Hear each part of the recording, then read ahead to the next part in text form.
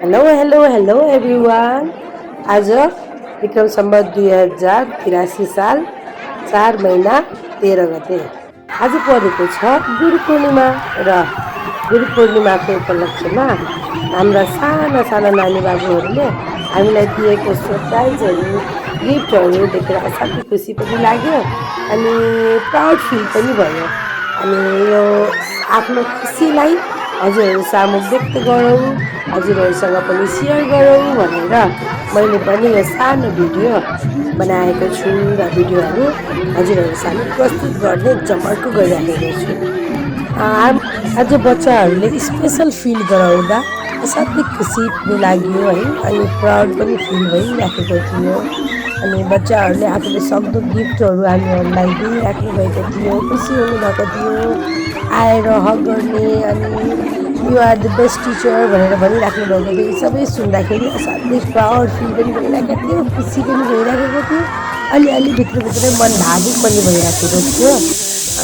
तैपनि उहाँले दिएको गिफ्टहरूलाई पनि सेयर गर्नु पर्यो भनेर फेरि अर्को घरमा आएर मैले भिडियो बनाउन सुरु गरेँ र भिडियो पनि अलिकति फास्ट बनाइराखेको छु, किनभने गिफ्टहरू धेरै थिए। धेरै बच्चाहरूले धेरै माया गरेर धेरै गिफ्टहरू दिनुभएको थियो। ती सबै गिफ्टलाई सकेसम्म समेट्यो भनेर मैले भिडियोलाई अलिकति फास्ट मोसनमा गराएँ। अनि बच्चाहरूले ग्रिटिङ कार्डहरू पनि दिनुभएको थियो, धेरै लेटरहरू पनि लेख्नुभएको थियो। ती सबै लेटरहरू मैले चाहिँ पढेँ। ती सबै लेटरलाई हुबहु भिडियोमा प्रस्तुत गर्छु भनेर सोचेको थिएँ, तर भिडियो असाध्यै लामो हुने भएकोले मैले ती लेटरहरू पढेँ। अलिकति भावुक पनि भयो, मन पनि छोयो। अनि love you ma'am, you are the best teacher रे, अनि त्यस पछाडि अनि धेरै कुराहरू के उहाँहरूले लेख्नुभएको थियो त्यो लेटरमा। अनि ती लेटरहरू मैले सबै पढेँ, मैले सब लेटरहरू पढेँ, एक एक कार्डहरू पढेँ। अनि पढ्दा जस खुसी पनि फिल भइराखेको थियो, प्राउड फिल भइराखेको थियो।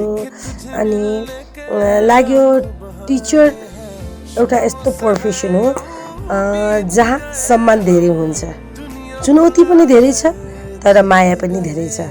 अनि यो मायाको सायद त्यही मायाको तागतले गर्दा होला हामीहरूले हरेक चुनौतीहरूलाई पार गर्दै हामीहरूका बच्चाहरूलाई सत्मार्गमा हिँड्नुपर्छ है भन्ने कुरा सिकाउन सफल भएका छौँ जस्तो लाग्छ। एनिवे भावुकताको साथमा भए पनि खुसी पनि छु।